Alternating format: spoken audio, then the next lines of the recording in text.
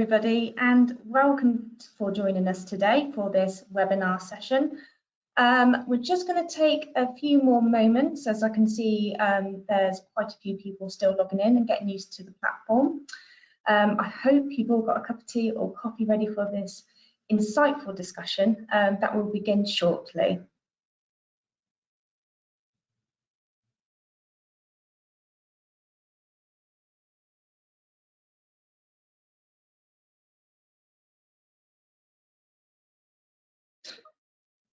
Okay, so we are now going to start this session. So my name is Emily Target and I'm Campaign Manager at Davies. And today we are joined by Mike Havard, Group Director of Davies Consulting, with guests of Paul Downham, VP of Customer Service at Booking.com, Alistair Brass, Customer Contact Director at British Gas. We've also got Anne-Marie Forsyth, Chief Executive of the CCA. And we've also got Mark Davies, Customer Contact Director, Bupa. So thank you all for joining today. It would be good just to introduce everybody individually. So Paul, thank you so much for joining us today. How are you and where are you joining us from? Welcome, yeah, and obviously to everybody who's joining us as well. Thanks for inviting me. I work in the travel industry, so it's a very interesting time right now, as you can imagine. And I'm coming to you today from Amsterdam, which is where Booking.com's headquarters are, and where Excellent. I live. Brilliant. Thank you so much for joining us today, Paul. And we've got Alistair here as well. Thank you for joining us. So how are you today and where are you joining us from?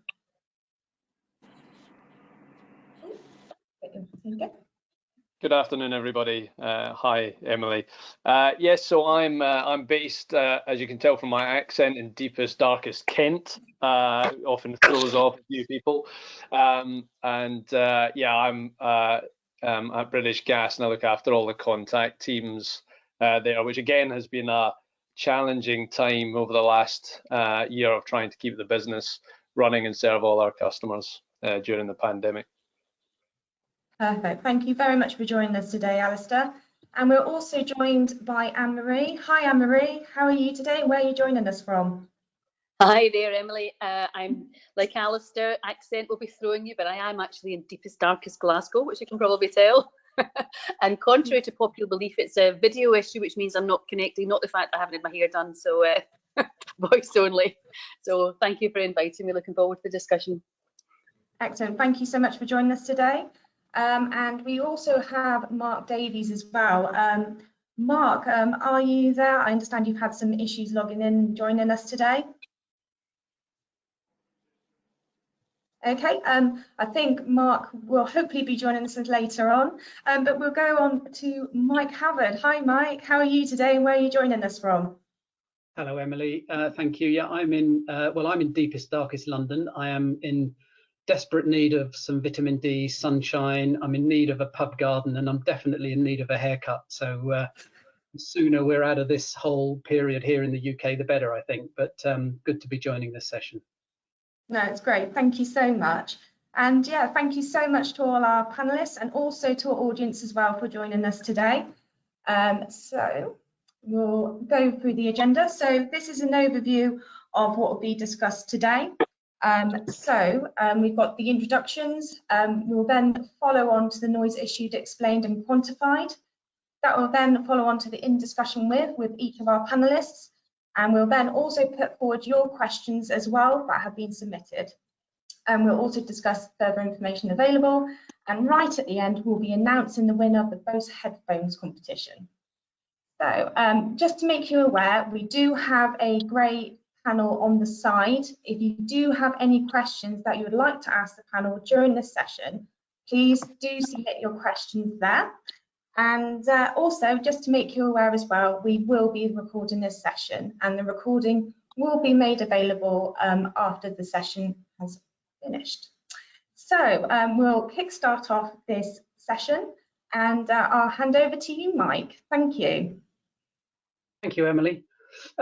So if we move on to the next slide, I guess I just wanted to, at the beginning, when we're talking about the noise issue, say that I guess we had a degree of inspiration about 70 or so, 60 or so years ago, rather, from John O'Connell, who may not be known to many of you, but he was the guy that has really made quite a dramatic impact on noise generally in certainly this country, the UK. He was the first that raised noise as an issue. It's why we have quieter streets, why we have controls on flights over airports and surrounding areas, for example, and a whole range of other areas in terms of our domestic equipment in the home, and all sorts of stuff. And it got me thinking about noise in a more general sense in terms of what it is that's happening in our customer management and our contact centers, because it's a term that actually has appeared in a lot of conversations that we've been having with our clients here in Davies Consulting. I'm one of the group directors here and get involved in a lot of the work that we deliver for our clients around the world. And this idea of noise seems to be a prevalent issue right now, one that we thought we'd cover in this seminar. So if we move on to the next slide, I suppose it would help to just understand, what do we mean by noise? Because it isn't about, the loudness and the volume. It's not about headphones today, albeit that that's our giveaway at the end. But what we're really talking about is all of that unnecessary customer demand or workload that can often smother a service operation and inhibits that operation realizing what we would call the value potential of a business. And so it's what's clogging up, the operation and the arteries of the operation, I guess, is the issue here. And it's where then what it's doing is tying up through that workload, the time, effort, and often the focus of staff. It means that the operations are really trying to cope rather than to solve. They're dealing with volume rather than actually addressing the inherent real needs and driving the real value opportunities from customers, often because of failed processes maybe, or lack of ownership. We'll get into some of the reasons why shortly. And in some of the conversations we've had with organizations where we've looked at this in some depth, it's interesting that one of the themes seems to be that if we can reduce this workload and take a lot of the clutter and the noise and the congestion out of the operation, it doesn't actually mean that we want to save the money. It doesn't mean that we'll just cut the headcount. Often it's talking in terms of creating the capacity to properly engage and do the job that needs to be done and deliver value where it needs to be delivered, and therefore be better trusted as a brand. Of course, to do it more cost effectively if that's the objective. But I think this idea of creating capacity as well as being more cost efficient, and therefore for both of those driving the brand opportunity, I think is a really powerful idea that sits behind this noise question. So I suppose if we move on, we can then say, well, just how big an issue is it? Is it really overwhelming? And I think it is actually, and it's in our consistent experience from analytics work we've done, from conversations with clients about their problem statement in this area. Consistently, it's between 45 and 60% of service operational workload is what can be categorized as noise. And that's pretty frightening, really, if you think about some of the resourcing challenges we have, some of the developments that organizations are looking at to better manage that contact. Is, are they focusing those initiatives in the right way? And again, is it just about coping rather than really, I guess, dissecting the customer intent and ensuring you've got a real focus on value? So let me explain what I mean by that on the next slide. And it's to say what we've got is a few areas that we see as the cause of noise, if we put it like that. It could be digital failure, for example, where customers are struggling with the website or the application or the customer journey that we're putting them through. It can be an overly complex situation, or there can be issues when working across different devices that just creates a challenge and they resort to a phone call or an email, for example. There could be process failures, so upstream issues in terms of design of process, design of journey, how we set expectations perhaps incorrectly for our customers, or it can be routing errors. This is something that we see a lot in organizations where they just haven't quite got clarity about the routing of their various customer segments and the teams that can help most effectively with answering. So clunky IVRs and customers adopting routing workarounds. You know, our customers are smart people. If they are faced with queues and issues, they'll go work it out through Google and you know, find another way into the business, which creates, you know, a degree of further noise. Or it could be about repeat contacts and all of those unresolved issues and lack of digital signposting, lack of ownership, for example, or downstream commitment failures, you know, not doing what you thought the organization was going to do.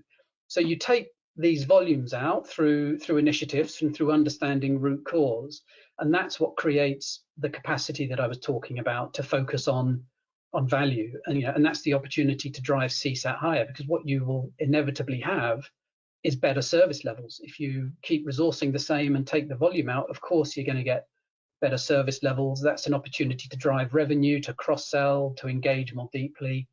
A big important theme at the moment is around vulnerability, and it's putting your arms around those that really need it easily and quickly, rather than them getting lost in the noise of the organization. And about your ability to be far more compliant as a business, particularly clearly in regulated environments. So this then leads, I think, for us onto the question of what do we do about it, and you know, where are the opportunities, if we can move on a slide. And what I would say is answers lay in all directions, actually. In the, you know, as I alluded to in the previous slide, you can look upstream and think, what can we do with our processes? Is there design improvements? I think poor design is often at the heart of a lot of this. Is there a way of better managing customer expectations, improving journey design or the user experience? Or we can look downstream at our fulfillment and our promises and the communications that follow from customer contact to prevent the repeats. But also we can look at what we do within the operation itself. Firstly, I would say it's analytics to understand the scale and the frequency of our contact and demand, and what could be categorized as noise, so that we can identify true root cause and address it at that level.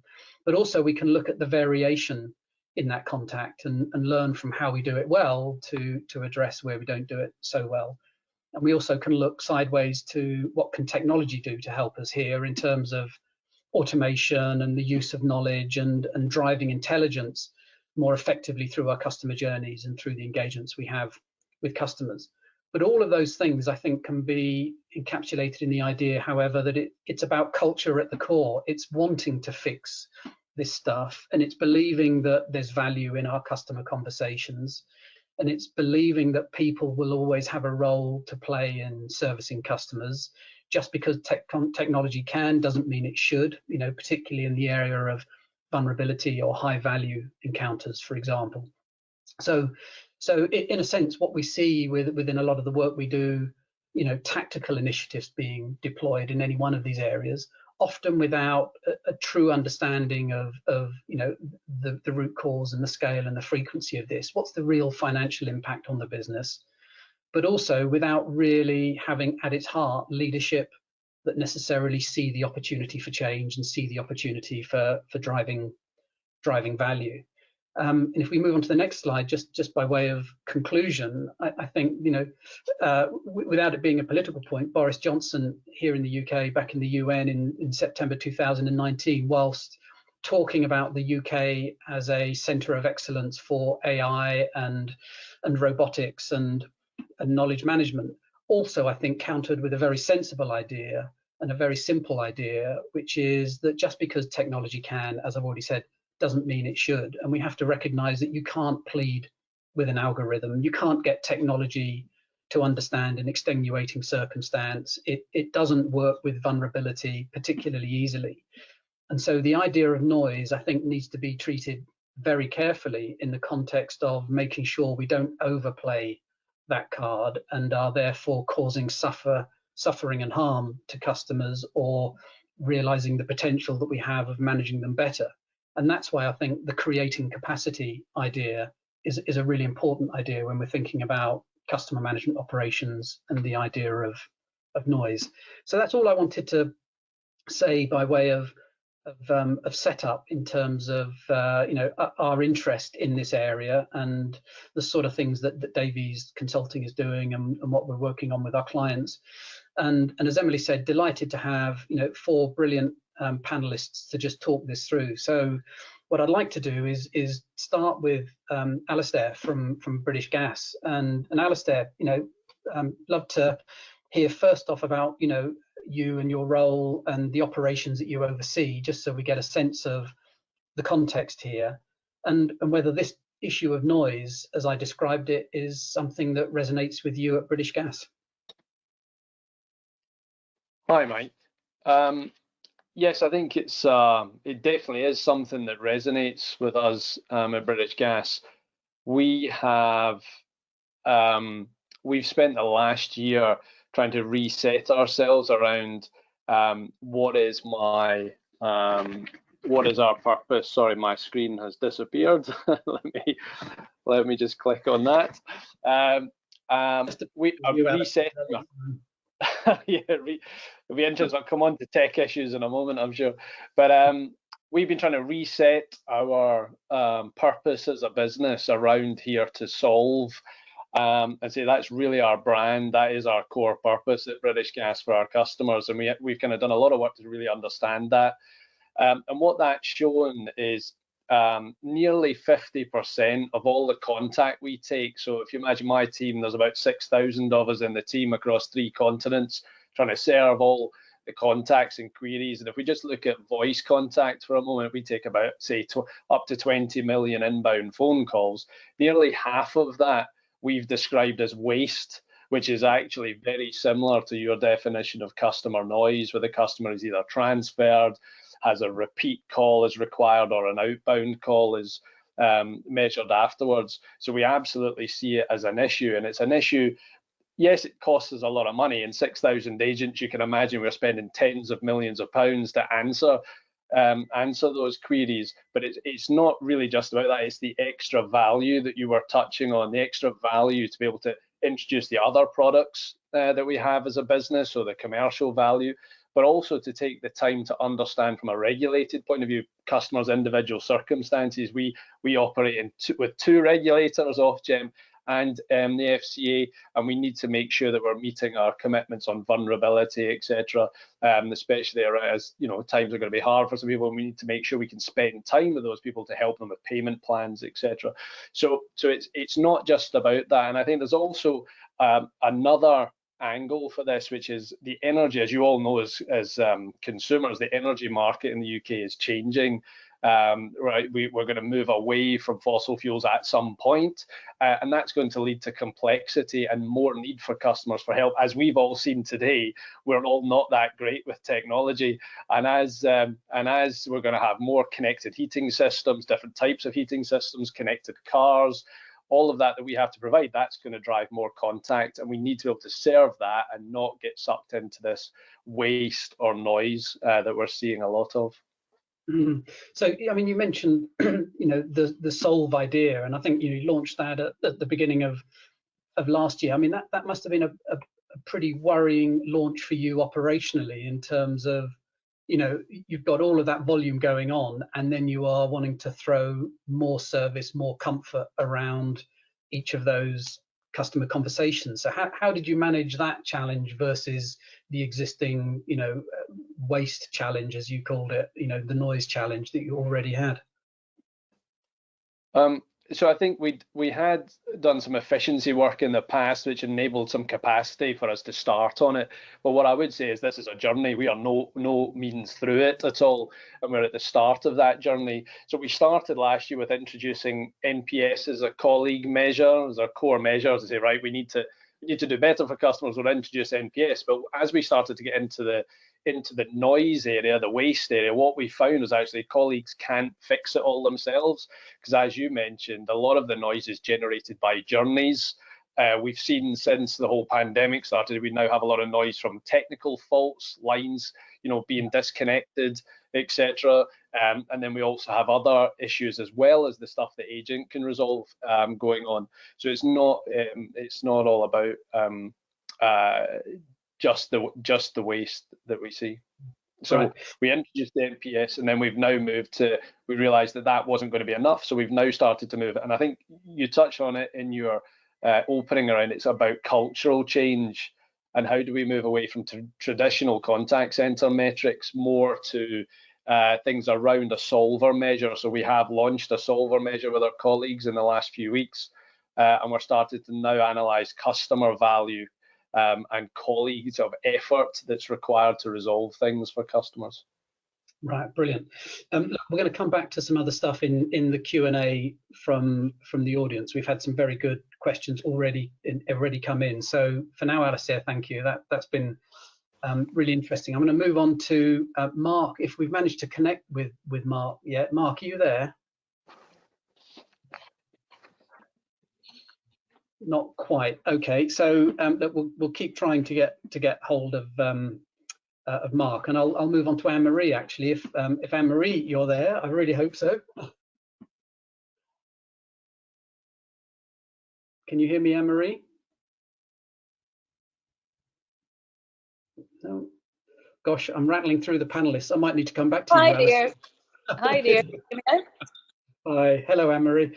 Hi. Look, thanks for joining us. And just to start with, what I think would be really helpful for the audience is to explain a little bit about the role of the CCA, and then specifically, what are you hearing from your members about this issue of excessive customer demand and workload? Whether we term it noise or waste, as Alistair did, is it a problem that you and they recognise, do you think? Absolutely, really interested to hear what's been said so far. So over the last year or so, we've been having much deeper engagements, I suppose, like lots of organisations with our member and client base. And I suppose this has always been an issue, and it sort of oscillates around to what degree do you wish to engage and to entertain perhaps more engagement than is maybe necessary to run your organisation. What's happened in the last year, of course, is everything's been accelerated. So decisions that might have been taking place over the last 20 years, Alistair's point about the need to totally transform, there's never been a more poignant moment, I think, to the roof off the house, if you like, in terms of models are blown apart. And so this issue, it really is very much for lots and lots of people. And what we've been doing is we've been hosting loads of events, much like this. We're also involved now in a big scenarios planning program. And what we're really trying to do is to understand, what pertains to this period of change. And it's a really important period of change. We use the phrase carpe diem, seize the day. You'll never get a better time to impact change than probably you have just now, because so many things are just, the decision making is speeded up, it's accelerated. We're seeing much more. The critical question, I suppose, for organisations just now, just thinking about this whole noise issue and to what degree you want to engage in more or less of it, is what was your trajectory of travel before? What was your journey before pandemic, if you like? And to what extent has the last year, and it has been a whole year, unbelievably, has it actually changed that in any way? So are you now seeing perhaps some more value in engaging more with customers? Is there sort of a light bulb moment in your organisation saying, actually, we might want to re-look at some of the stuff we're doing? We are living in an age of anxiety, there's no question about it. There are more questions than answers. To what degree does our brand want to own this piece, if you like? What degree do you want to own it? And we're hearing this in, probably articulated in lots of different ways, not necessarily just about noise, but in lots of different ways.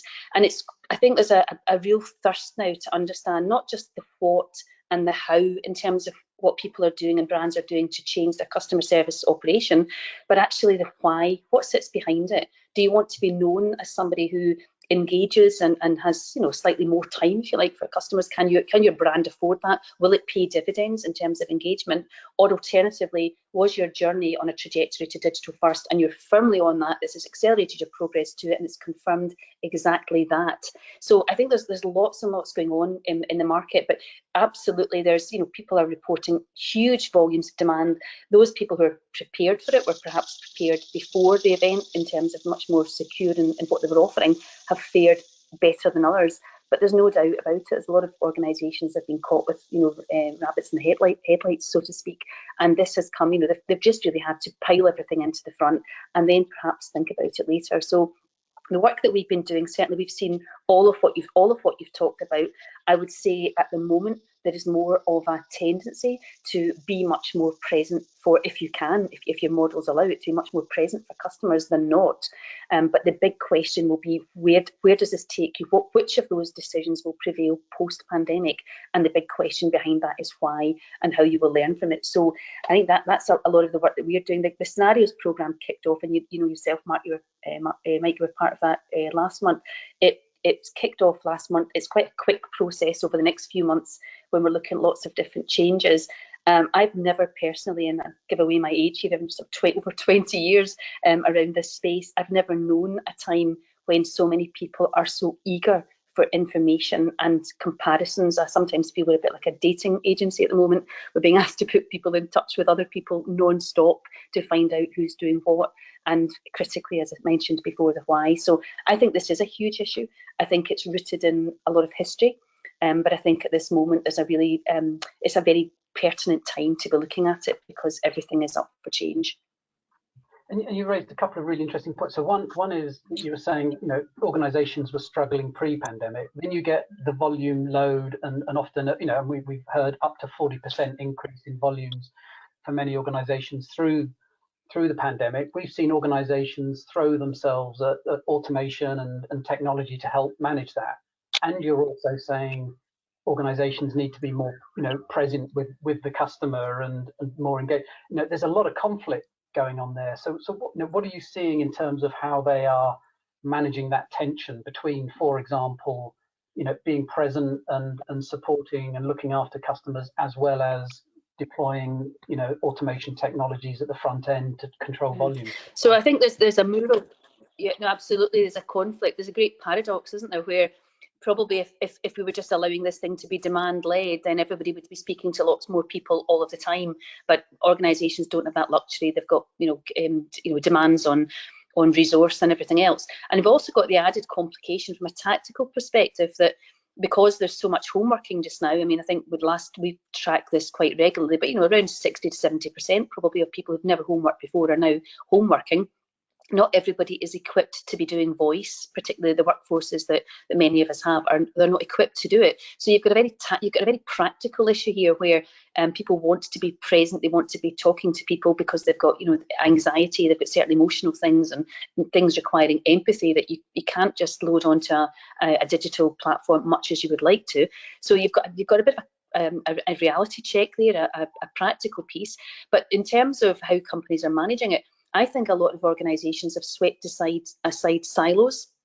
They are now involving more people in answering customers. So you're hearing about bank branches, for example, some of the staff there, you know, piling on to customer calls. You're getting more involvement, more customer centricity, I suppose, at the end of the day from the organisation to answer that. So I think that's all good. That's a good piece. I think a lot of organisations hover around the medium of just okay technology and, you know, people that are perhaps not differentiated in skill levels but good on phones. And I think what this pandemic is, and coming out of it, the reality is that customers are now expecting really, really slick technology that works, because so many people are now using DIY. They're DIY customers, but they want stuff to work. And then, of course, when they want to speak to people, those people have to be the right people who answer the question and not just the call. So it's actually forcing people away, I think, from the middle ground. And I think that's a big issue, to actually become better technologies and better people. It's a big, tall order, but as like everything else, it's an acceleration of a process that's been going on for the last 10 years. This industry, if you call it that, has been in a state of requiring transformation for many, many years, and it's been moving at a relatively slow pace with lots of complications around channel preferences and everything. And I think, as I say, over the last year, a lot of that stuff has been accelerated. Yeah, and you raise, you know, one simple idea, which is, you know, slickness, and that's such a difficult thing, it seems, for organisations to get right. You know, it's good design is at the heart, we think of, or rather bad design at the heart of a lot of these challenges. So Anne-Marie, for now, thank you. We'll come back to you with some questions from the audience, and we'll, thank you, and we'll just see if Mark is available yet. Hello, Mark, are you there? No. Okay, so Mark working for Bupa. I'm about to have a heart attack, I think, trying to get hold of Mark, so he's in the right industry to help me, but what we'll do is go on to Paul Downham from Booking.com. Paul, I need a holiday after this. Yeah, Mike, I thought for a moment there with Anne-Marie and Mark, I'd be giving a 20-minute update for every question, so it's nice that at least you got one of them back online. So, hello. Yeah, brilliant. Thank you for joining us. And again, sort of similar to what I asked Anne-Marie and Alistair, is just to outline your role and the operations that you oversee, and whether this issue of noise, as we describe it, is something that resonates with you at Booking.com. Sure, yeah. So I've been in the role a couple of years now. Obviously, one of those years almost entirely has been on the pandemic. If I ignore that for the purpose of this answer, Mike, and I guess we'll get into how noisy that's been a bit later in the Q&A. Booking's a global business. We have centres all around the world, in-source and outsource centres, so it's a pretty complex web of sites, probably got over 30 locations. And if you think about it, we're really a two-sided marketplace. We've got customers on one side and partners on the other. And there are literally hundreds of millions in both of those verticals that we're trying to connect together with a seamless experience. If you layer on top, travel is noisy anyway. Lots of things can happen in travel. Do I know what I've booked? Do I know what I'm going to pay for? Things change between the booking and the stay. If you think about all the countries in the world and the things that can happen in a normal situation outside a pandemic, many things can change. So we typically see that we make the booking, we get a lot of noise, T's and C's, etc. I'm getting close to the booking, I've got questions, what's included, what's not included, I need to change plans. And then I get home after the holiday and something appears on the credit card I don't yet understand. That's how we see noise happening in a normal environment into Booking.com. So we're then trying to figure out between the guest and the partner, where does responsibility sit? How do we resolve the problem quickly? So absolutely, even if you take your own personal travel as a headache at the best of times, sitting in the middle of a marketplace is quite an interesting place to be. And Alistair termed the idea, as waste contact, I suppose, and similar in definition to noise. Is it something that you specifically look at or try to understand? And if so, what's the scale of it that you would categorize in Booking.com, just to see how that compares with what I was talking about earlier in terms of scale? Yeah, I mean, the way we think about it is that, we want to get out of the way of customers enjoying their holiday or their trip or their business trip. The last thing they want to do is be on the phone, live chatting, emailing, querying something about that trip. It's supposed to be something you enjoy. So we're quite sensitive to any customer contact that we get in. To be honest, we don't do sales, so you could argue that would be a good channel, but we don't do that. It's all done through the website. So as an organisation, accepting that I'm fairly new to it, given what I said around the pandemic, we're very sensitive to how do we arm the customer through the app with all the information that they need to go about their business and their trip. So we have got pretty sophisticated self-help. We use the partner network extensively to answer, can add things to the room, etc., cots, all the rest of it. Within the contact we get into our organisation, I would view it all as noise, if I'm being blunt, but some trip confirmation, some value add, some security questions in terms of giving them confidence.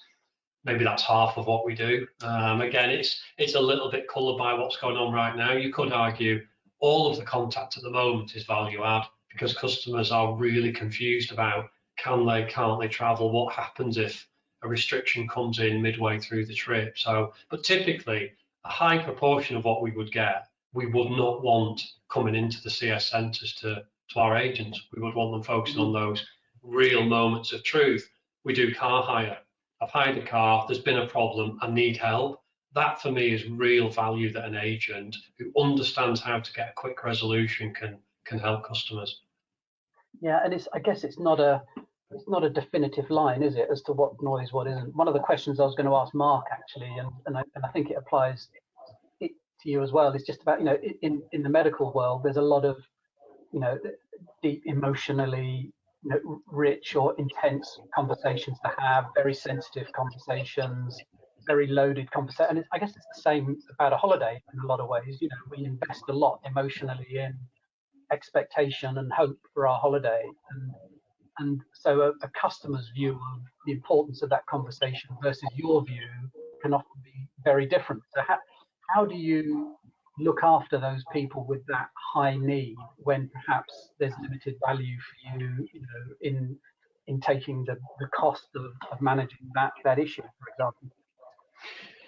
Yeah, there's a couple of dimensions to that, Mike, as well. We have, hopefully, well, I know you are a high value user of booking.com yourself, Mike. So we have tiering of customers called the Genius Scheme.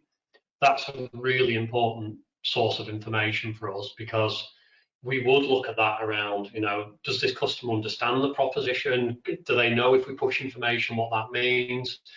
Purpose of visit's really important. So as you described, if it's a family holiday and something goes wrong close to that trip, it could literally destroy the year for some people. It's the thing they look forward to.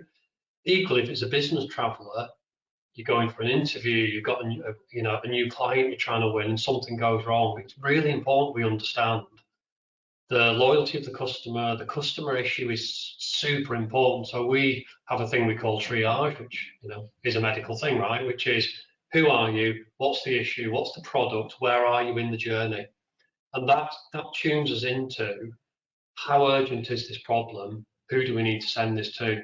I wouldn't for a moment suggest that we've got that nailed. We are in the fairly early stages of building that capability. But I think dissecting urgency along with customer history is very important in understanding how do we deal with the noise that we're getting. Because it could also be, I've got the T's and C's sheet, I don't understand this particular issue. You could pop that out with an email. You don't need a human to deal with that type of issue. Yeah.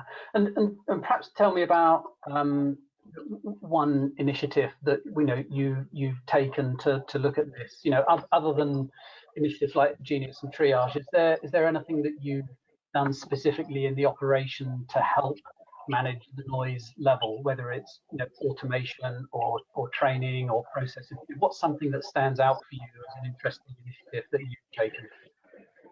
It's probably two things I think we've worked on, both in this role, and I was at rentalcars.com prior to this 2 years ago, which is also part of the Booking Holdings group. So there's an affinity with the two companies there, they're part of the same thing. The first thing actually is develop our ability to educate the business on what's going on through insight. Because obviously the best solution is we don't have the noise in the first place. But it's actually not that easy aggregating customers' conversations into meaningful insight that people do take action on.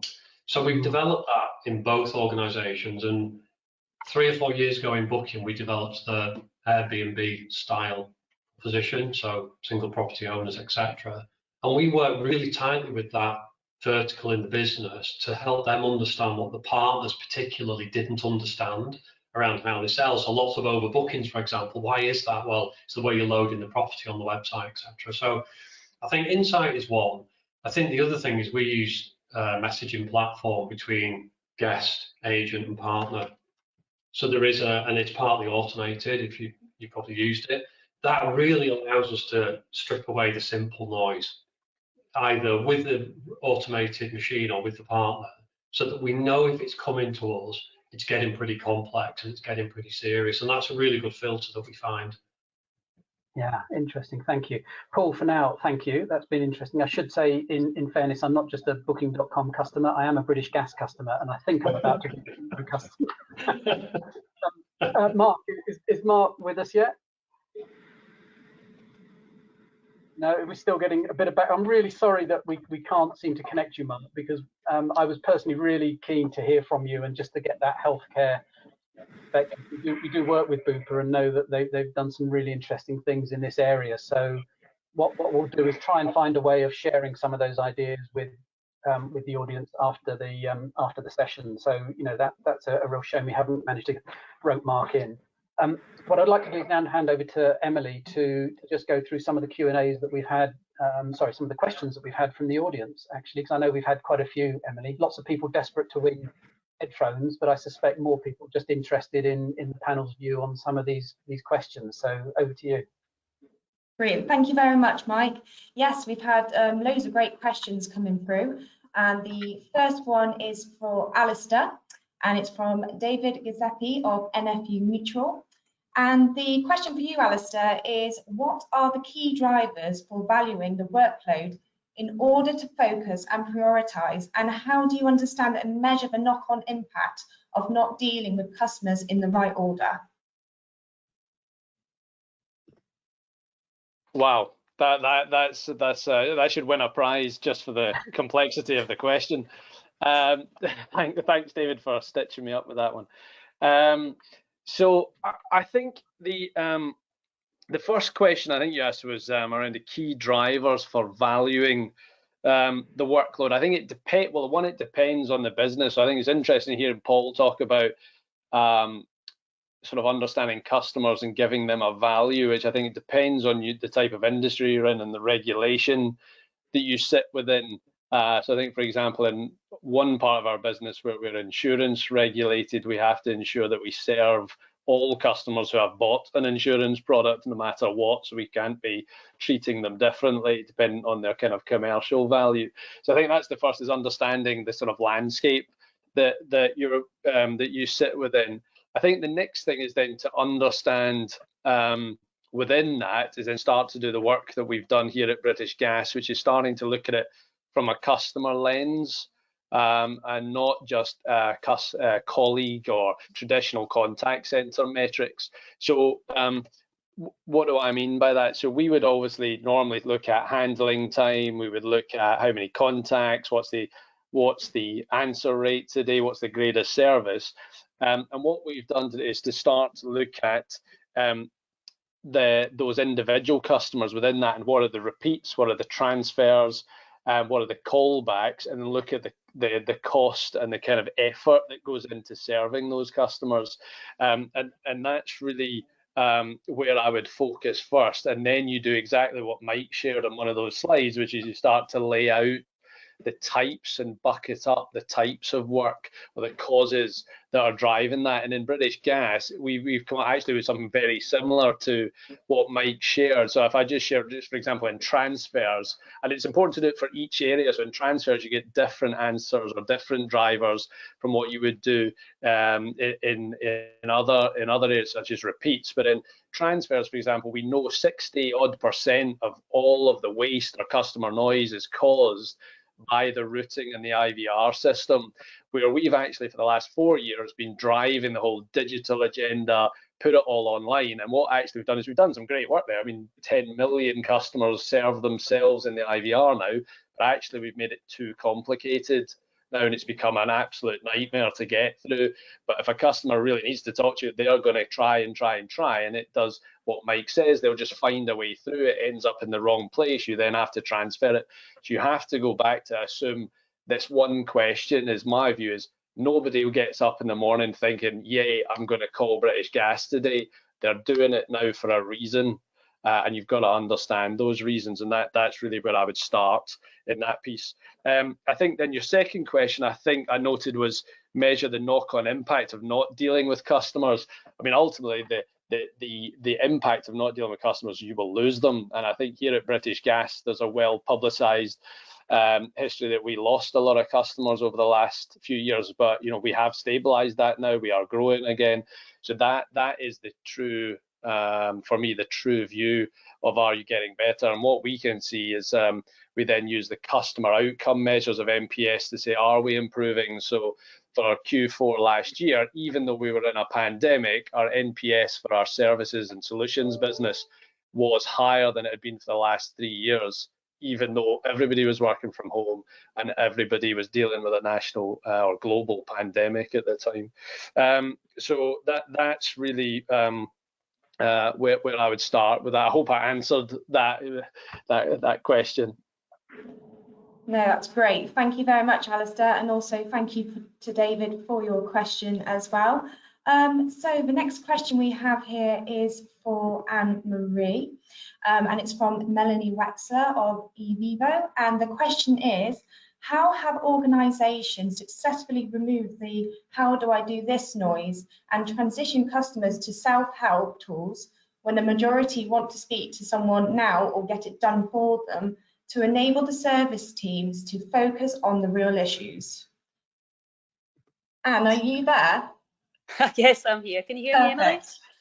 Yeah, Yes, I hi can hear Emily. you loud and clear. Hiya. Hi there. Yeah, that's a bit of a nugget, isn't it? It's the one I Yes. suppose everybody wants. Thank you for that one. Thank you for that hardball.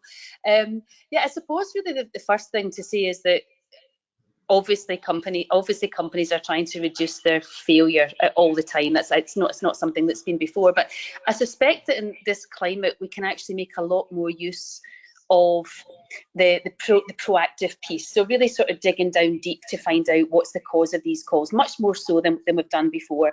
And I think there's a lot of, at the moment, frustration from customers because simple things are going wrong, and we're forcing complicated things onto customers. Like, for example, we've got this whizzy new app, but my question that I'm asking of you is not being heard. So I think we've maybe got to just go back to basics. My answer to this would be go back to simplicity if we can.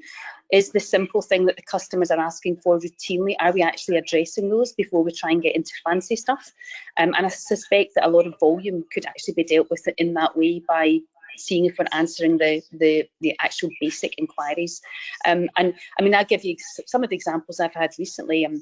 Even in my own personal life, and I'm sure we could all fill a whole few hours with our woes, but still surprised by so many organisations saying because of we can't speak to you, because of we can't answer, and of course then you're trying all sorts of different things, you're constantly trying back to them. So basically they're putting up buffer zones rather than trying to address the simple inquiries, because let's face it, as customers, I think Alistair nailed it there, we don't wake up thinking I'm going to pester this organisation today, I'm going to use my day productively or not to just phone as many companies as I can. Very few of us do that. What instead we want to do generally is get on with our lives and get simple inquiries answered, and that's not any different than it would have been 10 years ago or 20 years ago, but now we're dealing with much more volume because of the anxious predicament that many people find they're in. So I think it's going back to basics actually. Excellent. Thank you very much for answering that question, Anne-Marie, and also thank you to Melanie as well for submitting that question. So the next question is for Paul, and it comes from Joe Jenkins of Ideal Shopping Direct, and the question is, what actions can you take to support moving customers to digital channels rather than voice?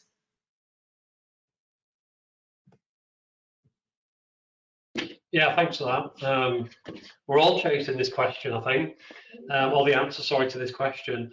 I think the first thing is you need to know reason for contact for me, because digital channels are not suitable for every problem, is my long experience of this, albeit they're becoming more and more suitable for more and more contact. I think that's the first thing. The second thing is not all digital channels are the same. So a live chat channel to an email channel, if you class that as digital, we do, because we can interrogate the reason for contact through text analytics, are very, very different in terms of the execution of those channels. So I think that's sort of how I start to think about this. I think that the first step would be make those channels known to customers. If you look around on the organizations that do this well, they introduce a digital channel just at the right time, and they pick which digital channel they want to introduce at the right time, as opposed to some websites. I was on one, I'm shopping one here last night, all digital channels were shown at the bottom. Okay, well, which is the right one for the thing I need help in? Which one's going to get resolved quickest? Which one gets picked up the fastest? Again, depends on customer need, etc. So I think being thoughtful about which digital channels, when do they show up in the journey? I'm talking obviously from a pure digital perspective, because that's my experience.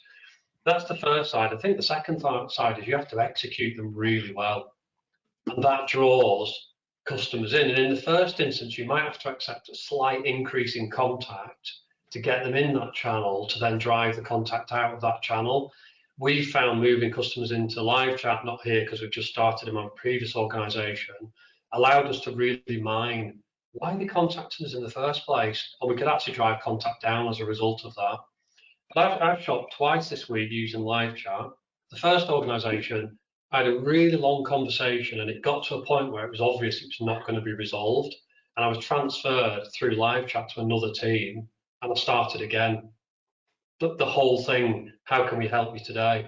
The second organisation I used last night actually said, I need help here, this is getting quite complex, I'm going to introduce you to a named individual who appeared in the chat and said, give me 30 seconds to read the history, on we went. It was resolved in 2 minutes.